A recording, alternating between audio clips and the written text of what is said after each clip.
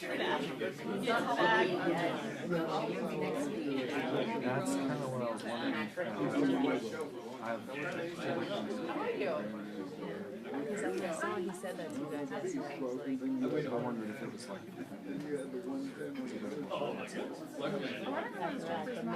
Maybe one was taped. Oh yeah.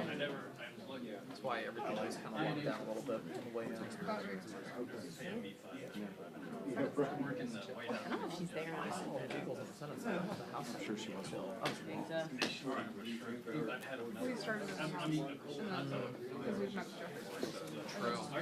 Then you know around 6 years. At least they got it done. Watch me buy a hot dog. Went down to 35. But Clyde, he always had my windows open, so it was 3D, would always and I shut the stuff. Like rushing to come here.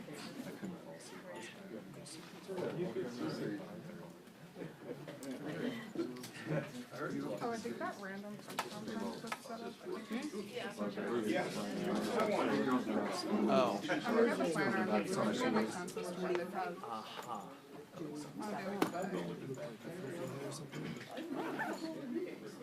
Wait, no, ignore me, I'm on the wrong day. Oh, Arthur! No, I've had Mondays. I'm gonna sit back here. Smell bad? Yeah.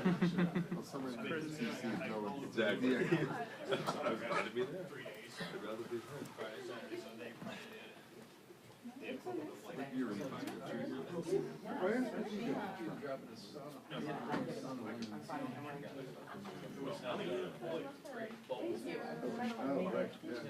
He looks like a Yeah.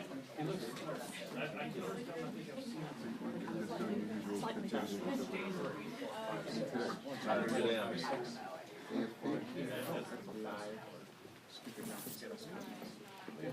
Good morning. Classes are good?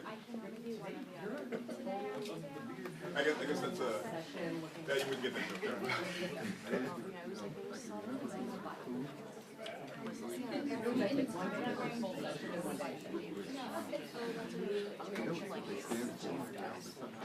well, there's someone's I don't know if it's his or someone else's. That's my bag. Buddy, when you're in the gap, just make the questions a little bit shorter.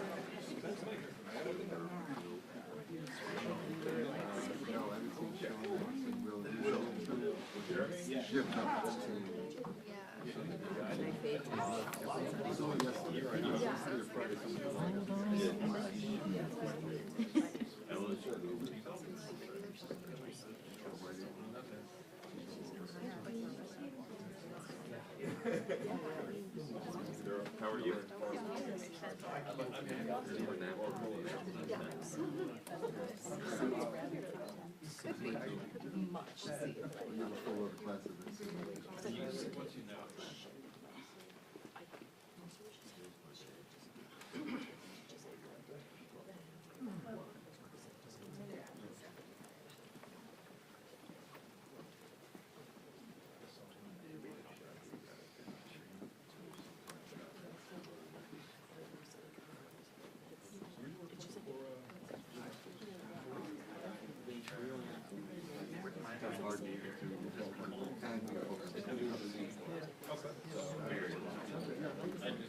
I mean, you could sit there too. I have a good view of it. Yeah,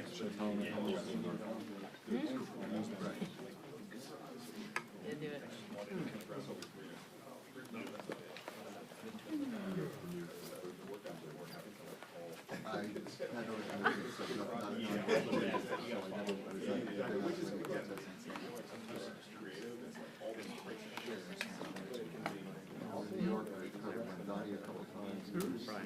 Oh yeah, he's not terrible. It's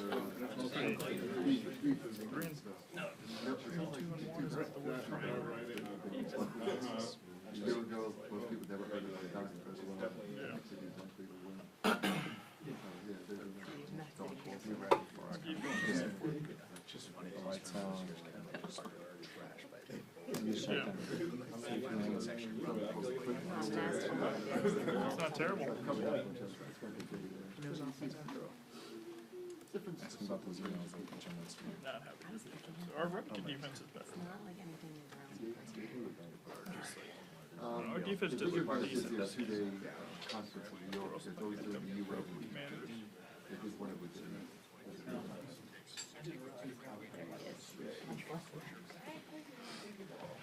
She was shaking. I was so nervous. I was like, not sitting. Do we have a cut script? Oh, did you go to bed? Did you? Groundhog Day.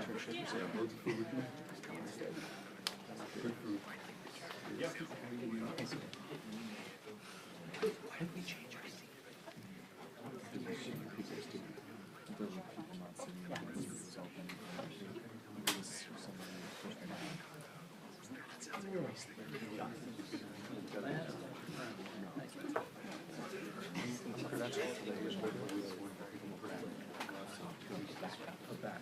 Somebody gets sick, or they lose their badge and suddenly just, or their passport or something like that. So you can just watch it. Good. Thank you, thank you, thank So how was it? What's that? Oh, yeah, of course. It was awesome. Well, that's what I thought.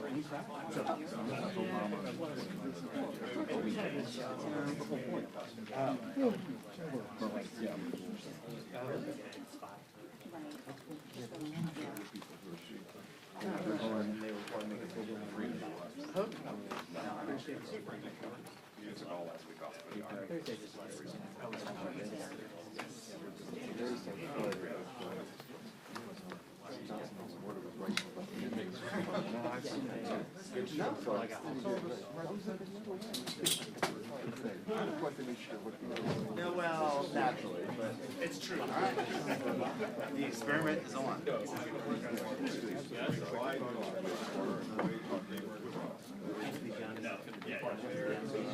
Oh, yeah. Hogan. Like, we're seeing next on they'll fix it, don't worry. They'll turn it into a version.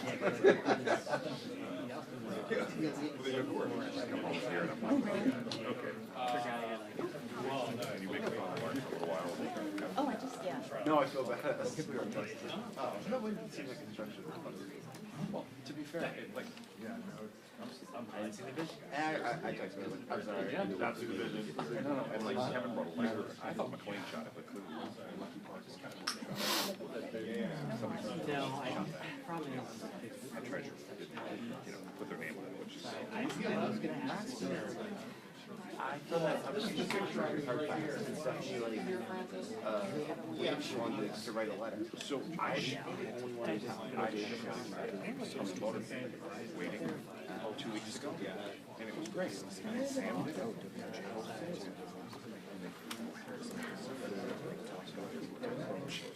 You know how they wait there in the van? I just opened the hatch. Yeah, and I was like, it was funny. no, honestly,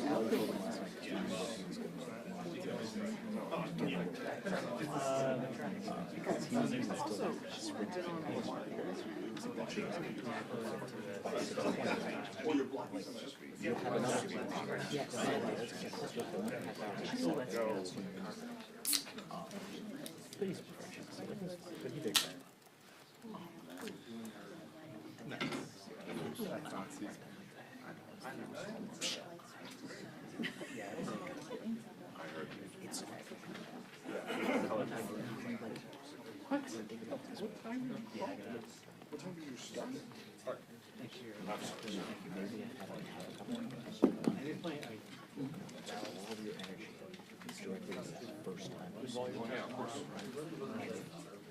Comes before the show. Your brain is used to like adrenaline. I crashed. My adrenaline flowed out. And I was like, oh, I never thought of it that way. I've never had anything before GMA. It's all just after. And so like I was like, I said, he's canceled votes in the House 3 times. It's the 4th week that they haven't voted. They haven't voted for him. And so people were like, which one is the truth? Official texts me and goes, am I stupid? I was like, no, Well, you just have to explain, like, they last voted before the shutdown, before the shutdown, it's now it's I mean, technically, like, it wasn't wrong, but like,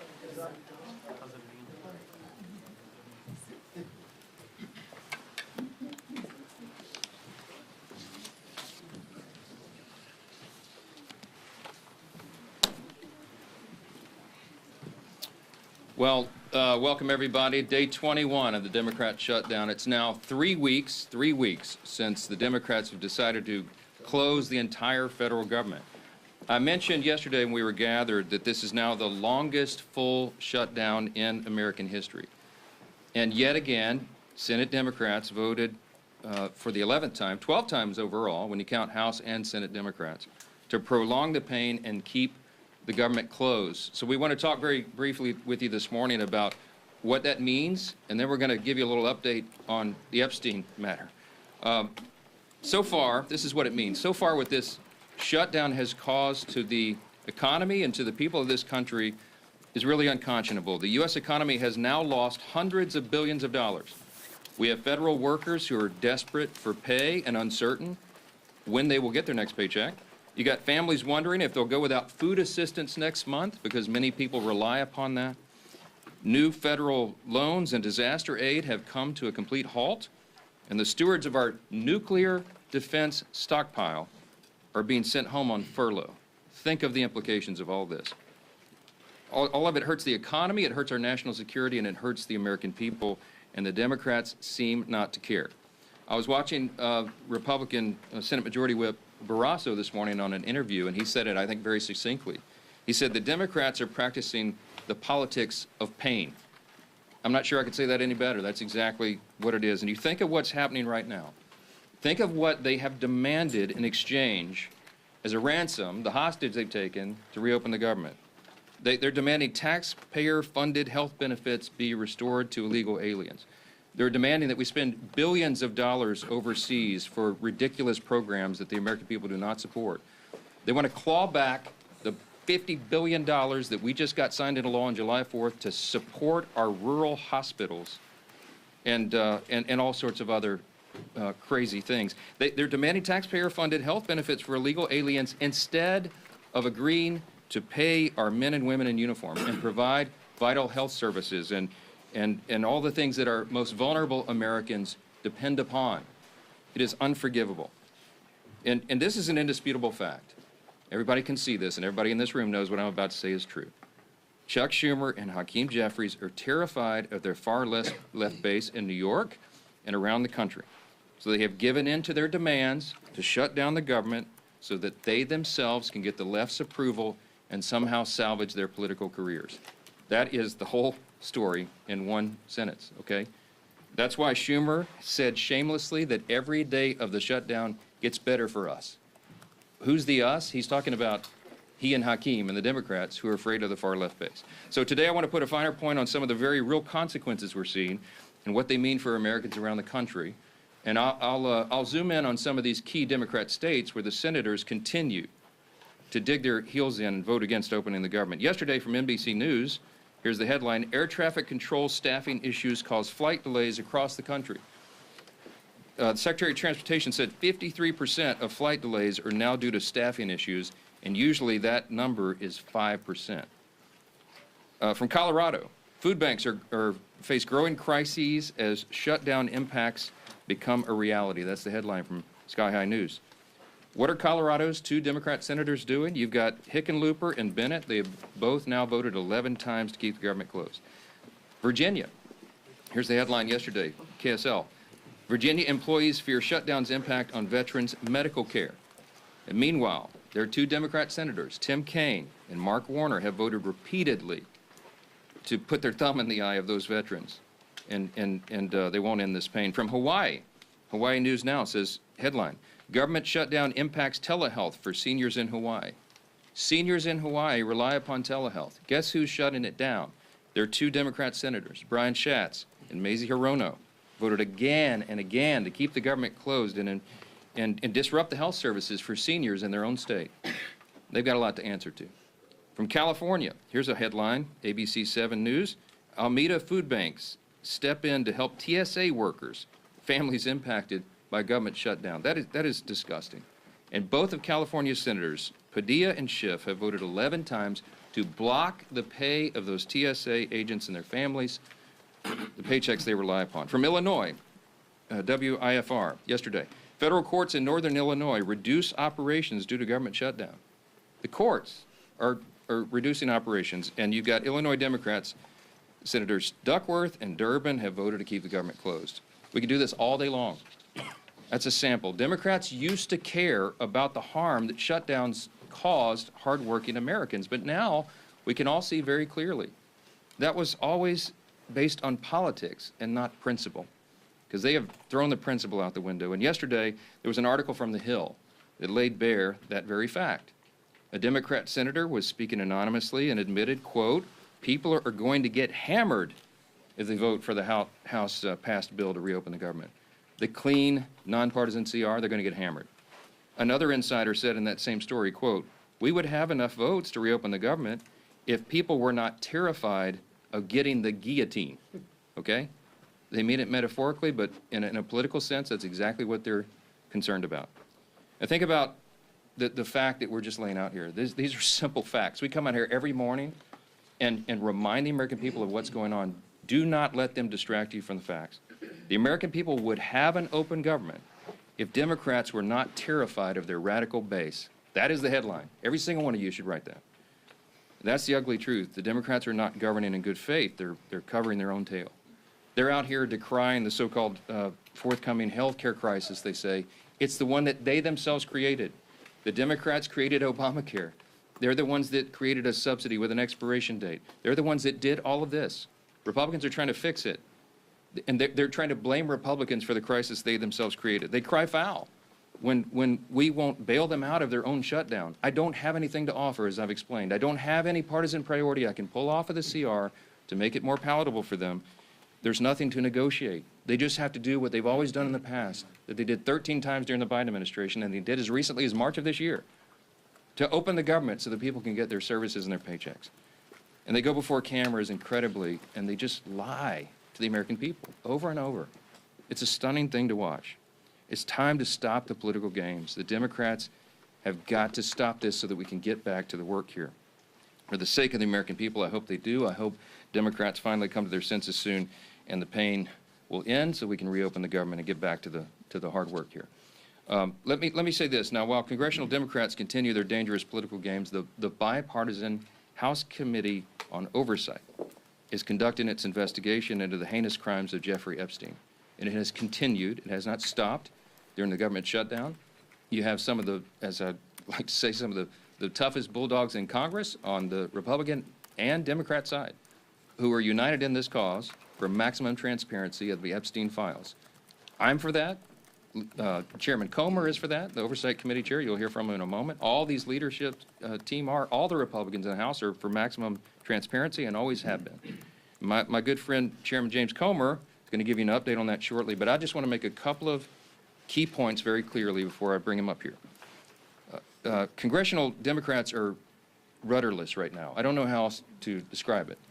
They don't have a message, they don't have a leader, they don't have any identifiable set of policy solutions for the problems facing the American people. Their party continues to hit all-time historic lows in poll after poll after poll, and many of you have reported on that. These are objective facts. They're utterly lost as a party, and everybody can see it. So what are they doing? They see a shiny object, and they latch onto it.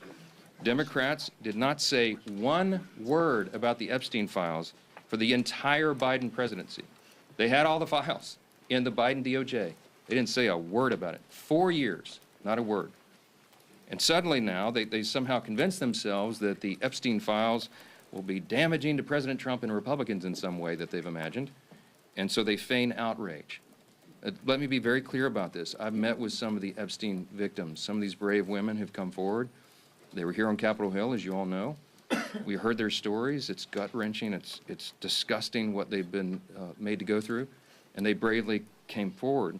We're working around the clock to ensure that justice is served, and also as part of the oversight to figure out why justice has been delayed for so long.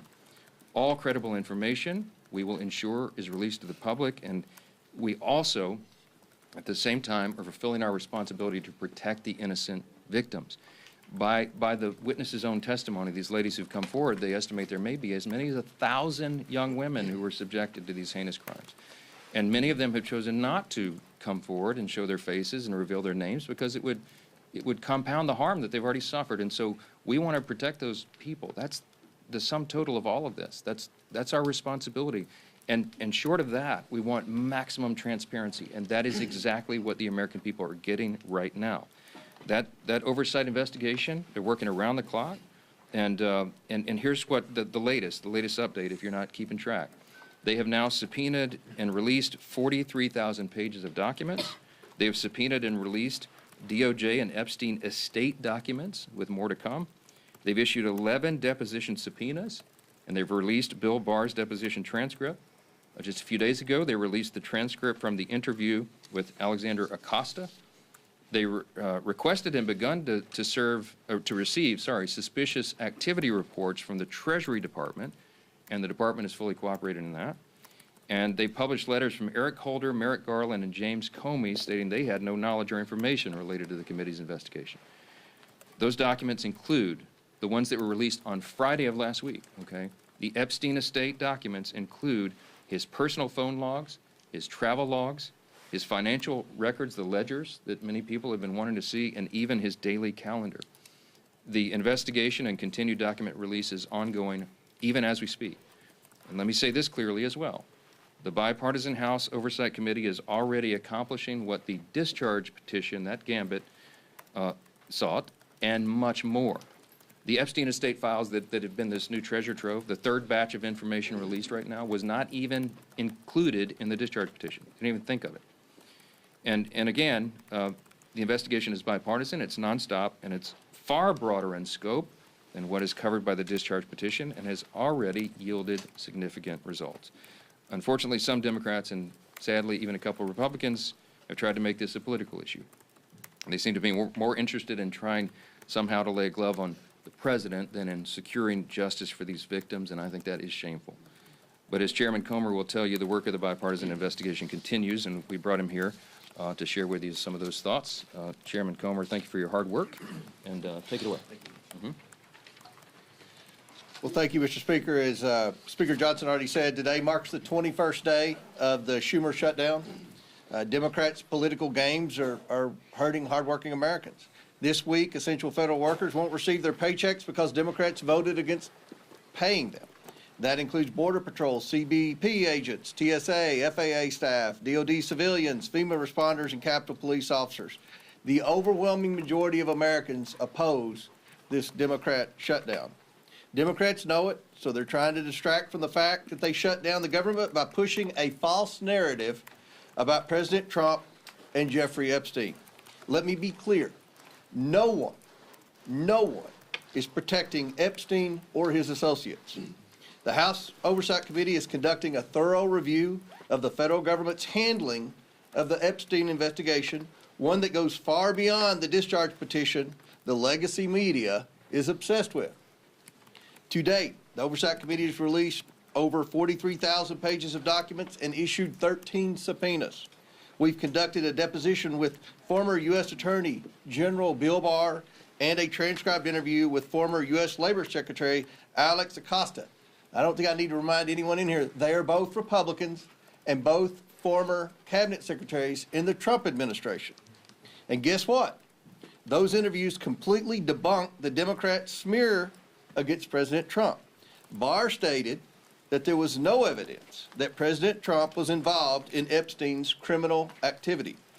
Acosta confirmed there was no contact with President Trump during the Florida case. No link, no conversations, nothing. Despite these facts, Democrats, especially Ranking Member Garcia, continue to spread lies about President Trump, and they are lies. They're infected with an incurable case of Trump derangement syndrome. Oversight Committee Democrats post daily about Epstein. In fact, they've posted or reposted about Epstein nearly 60 times on X since the shutdown began. You know how many times they posted about essential federal workers not receiving paychecks because they voted against funding the government? Once.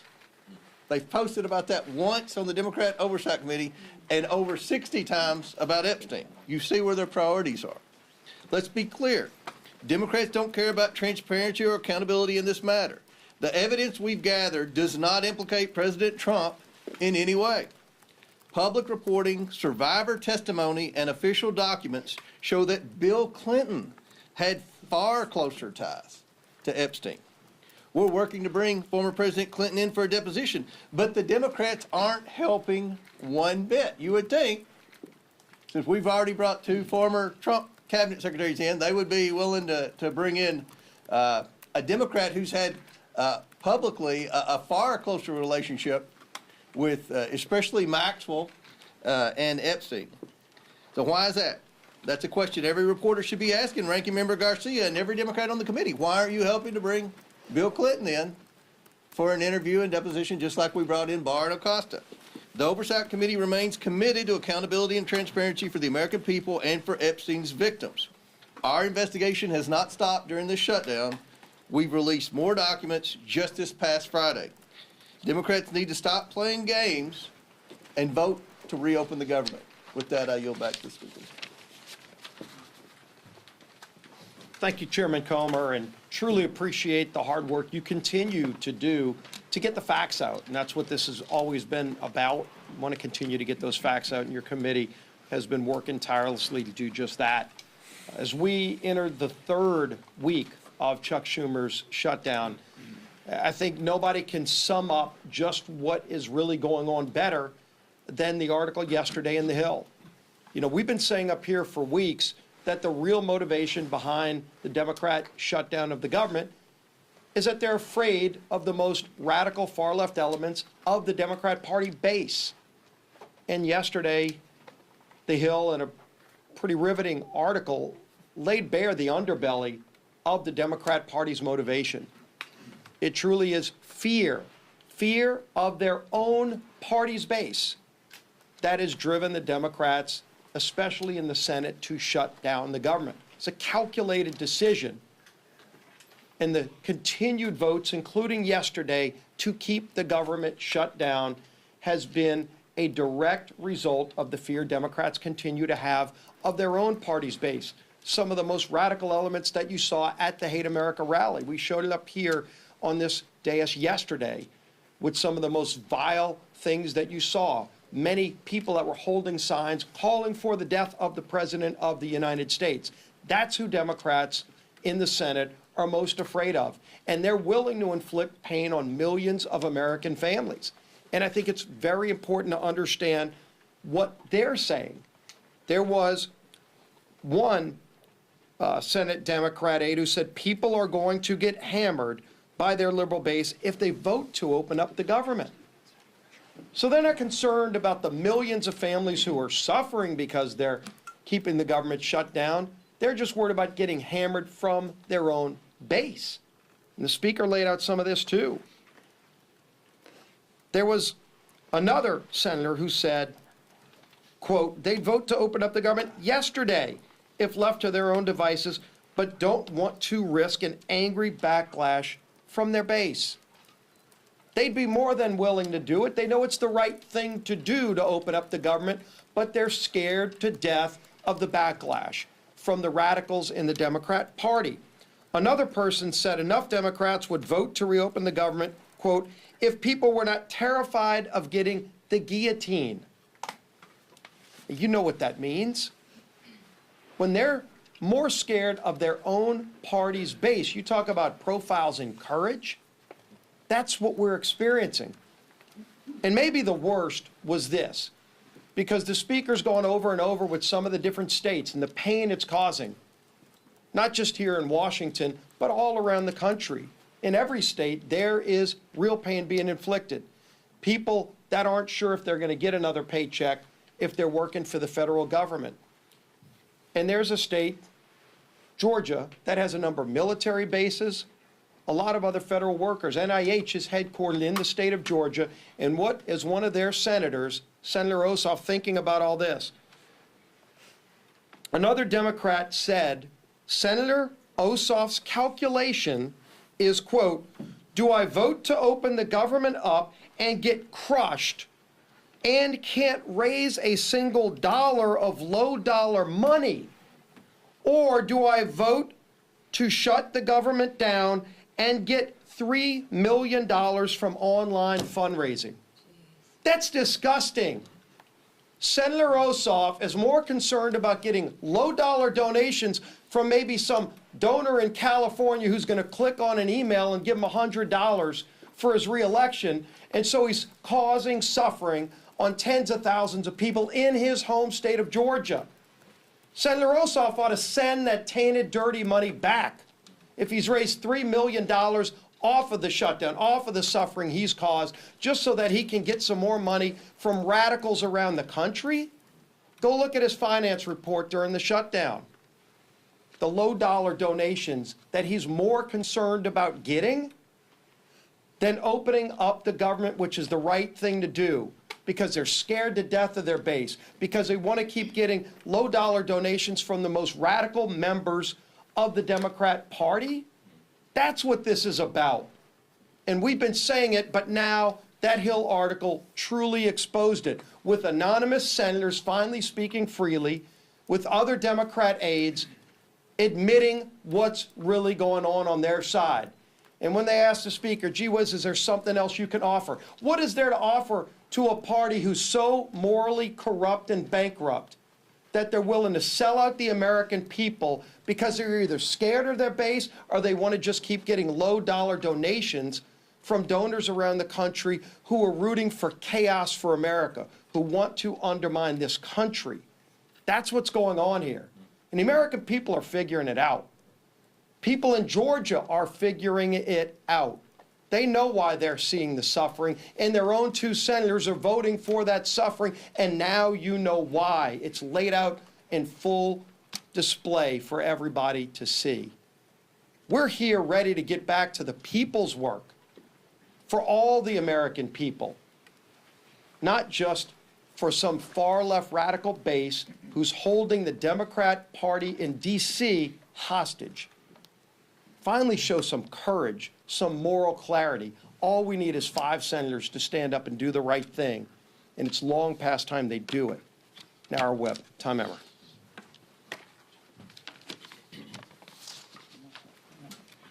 Welcome to day 21 of the Democrats' shutdown, where Democrats have now voted 12 times against funding our government. Why is that? I'm going to read the same quotes from those anonymous Democrats. People are going to get hammered if they vote for the House-passed bill. A second person familiar with the political dynamics said centrist senators are fearful of breaking with leaders while party activists are planning the anti-Trump rallies. Another one, we would have enough votes to reopen the government if people were not terrified, as Steve and both Mike have pointed out, of getting the guillotine. Another Democrat strategist said the main driver is fundraising, which Steve just went over. Do I vote to open the government up and get crushed and can't raise a single dollar of low-dollar money? I mean, it's amazing, Steve. This is what it's all about. And this is what everybody in this room should be reporting every single day. They should be held accountable for this type of behavior, because it is having serious consequences all across the country. Real Americans are getting hurt while these political elites in the defunct Democrat Party are playing political games. Border Patrol agents are being forced to go without mission-critical funding. Low-income families, nutrition assistance benefits like SNAP and WIC are being jeopardized, all so these Democrats can appease their radical pro-terrorist wing. That is what they are. You saw it. And anybody who wants to push back, then they should disavow any connection to people who are calling for the death of any elected official, let alone the President of the United States, which they seem to be fine with, or this Attorney General candidate in Virginia. They won't even do that. This is a party without a message, without a leader, and without a future at this point. They are well on their way to being left on the ash heap of history. It's despicable, and it's downright wrong. We've got news for Chuck Schumer and the soon-to-be former leader of the Democrats in the House. Your Hate America rally is over. It's past time for you to stop thinking about yourselves and start thinking about the people that you were hired to serve. The American people are not and should not be pawns in your shutdown games, and they should not be forced to suffer just so you can play politics here in Washington, D.C. Put an end to this madness, pass our clean CR, and let's reopen this government immediately. Our conference chair. Thank you. Well, good morning, everybody, and thank you, Mr. Comer, for being here. Again, don't let the facts get in the way of a good story, right? Our side, a lot of facts. The other side, more headlines than anything, right? Press the other side on the facts, because the facts speak for themselves, no different than Chairman Comer laid out with all the work that he's doing, and transparency, right? It's been 1 month since House Republicans passed a bill to keep your government open. And how did Democrats celebrate? Well, they partied with communists and socialists who hate America, right? While Democrats were marching with their radical mobs, Republicans were actually meeting with Americans, listening, helping, and working. Let me give you a few examples. Congressman Ciscomani visited a food bank helping families with food insecurity. Congressman Rick Allen stood with veterans left in limbo by the Democrats' political games. And Congresswoman Nicole Malliotakis thanked U.S. Park police officers while they worked without pay.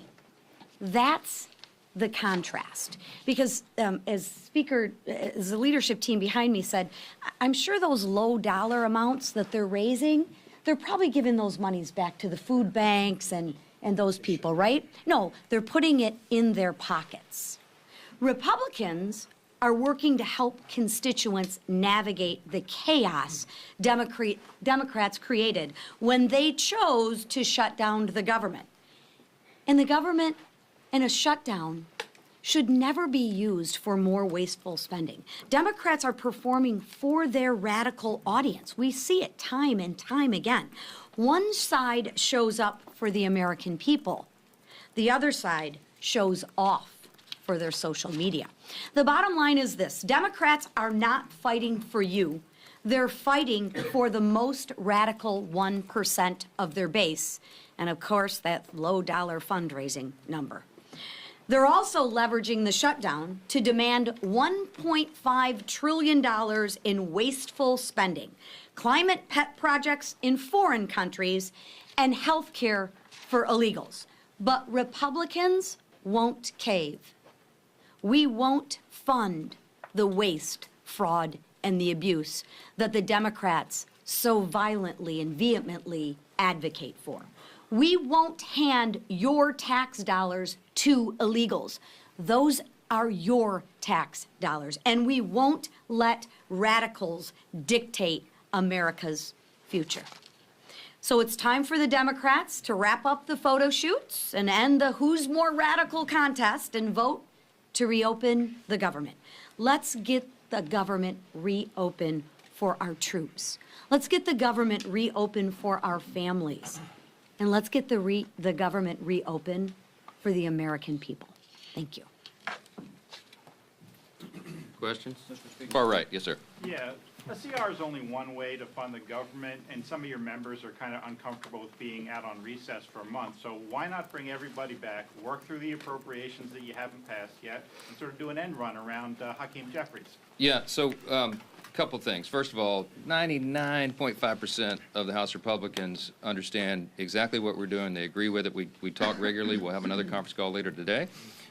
They have been out doing very essential, very important work in their districts, and their constituents appreciate that. I mean, they've been everywhere because, as Chairwoman McClain said, they've got to help cover the bases for the crisis that's been created by the Democrats. Now, the calculus and the strategy on when I bring everybody back, people have said, are you going to change your strategy? And I've said to you all very plainly in good faith, we don't have a political strategy here. I don't have a strategy. We're just trying to do the right thing. We did what has been customary here and passed a simple CR. Again, this is really important, and it should be a headline in your journals as well. This is the first time in history that any party has shut down the government over a clean CR. It's a clean CR. That's the whole thing. There's nothing much more we can do. With regard to appropriations, the House Appropriations Committee has done its work. They got all 12 of the bills through committee, bipartisan fashion, by the way.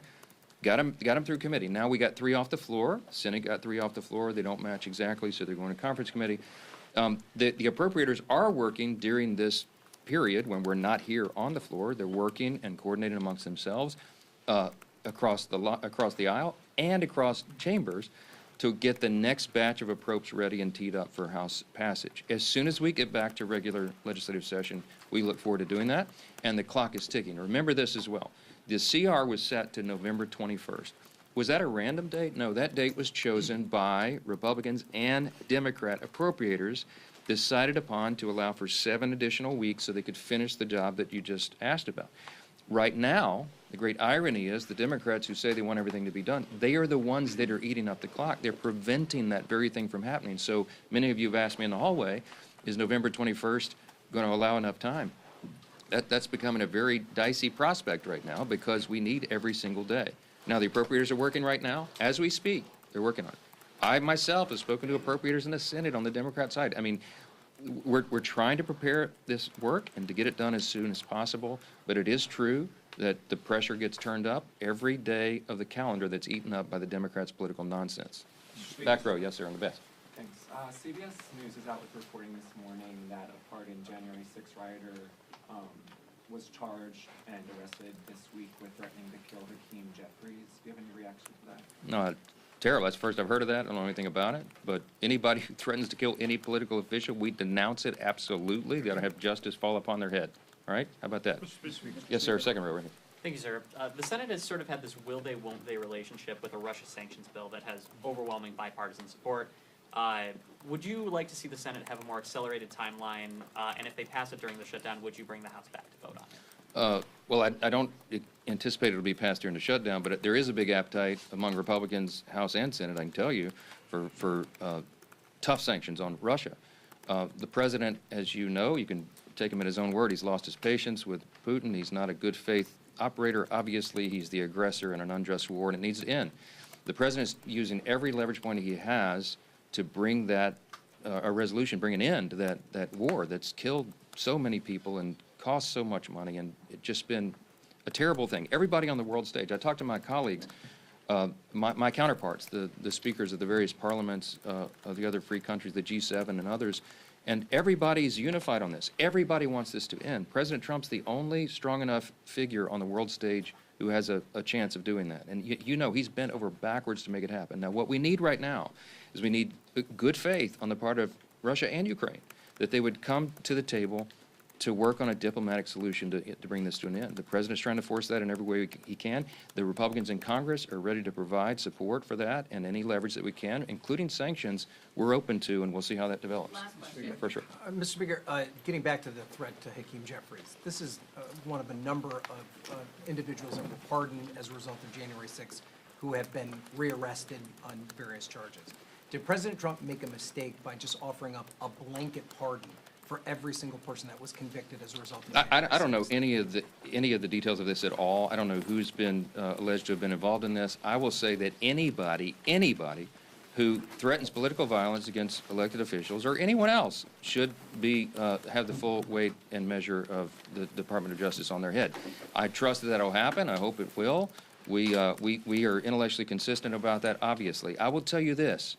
The violence on the left is far more prevalent than the violence on the right. Don't make me go through the list. You all know it. All of these the assassination culture that's been advanced now, this is the left in almost every case that is advancing this and not the right. So let's not make it a partisan issue. You don't want me to go there. We're just going to say anybody, any deranged individual, this has to stop. And the rhetoric that you saw on display on Saturday, we highlighted yesterday, it plays into this, okay?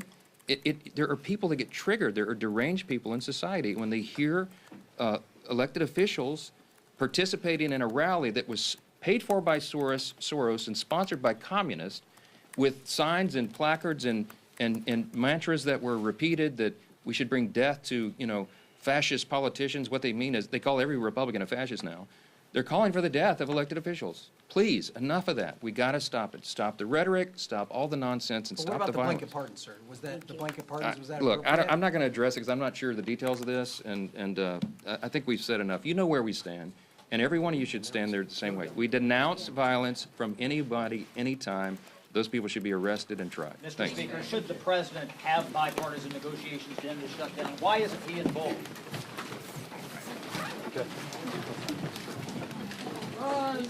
Good job, CBS.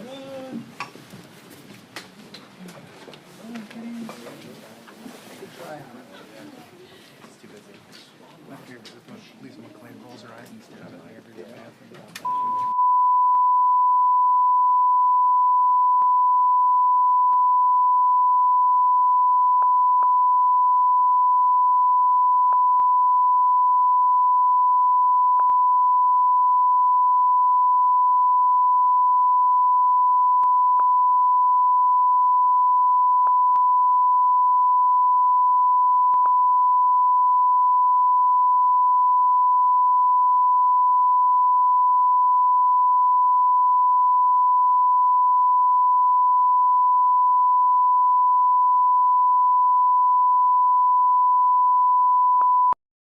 With juicy subsidies, and it was still failing. So then during